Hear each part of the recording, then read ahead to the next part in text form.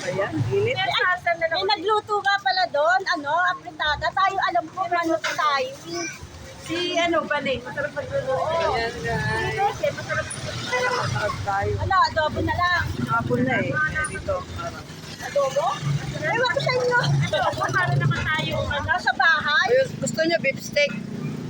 Sa bahay. Steak. Ano, si Balay. Oh, steak. Eh, pag-usapan natin Steak. kung ano yung Kung na, paano yan magluto, bigyan tayo ng lechong manok. Ayun, kaya wala. Iluto na, tapos na lang. pa-chop-chop natin. Oo. Pwede na eh. Pwede wala yung ano pa. Ano, sa mga jokes ko ba? Oo. Oo, yun na lang. Pwede naman yun. Ay, dalawang ganun eh. Dalawang ganun lang. Maganda na tayo ng kanin. Ay, dalawa. Pwede na tayo magkanin. Parang hindi na pare-pares na hindi na ano. Ay, madalaki kanin niya. Tigisa mong tapo ko na.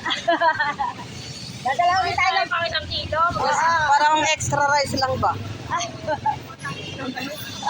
kanin ako. Kanin ako.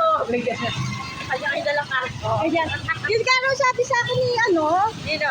Ni Josie. Pagdan tayo kanya-kanya kanin. Ay! Ayan guys. Ay, ito ba Dapat si dito, Josephine? sa magluluto, hindi naman. Kaya lang siya. Isang kanin na lang. Oo. Yan na sa ano, sarap po. Ito na lang, manok na lang. Ayun, sa torka po. Sarap kaya dyan.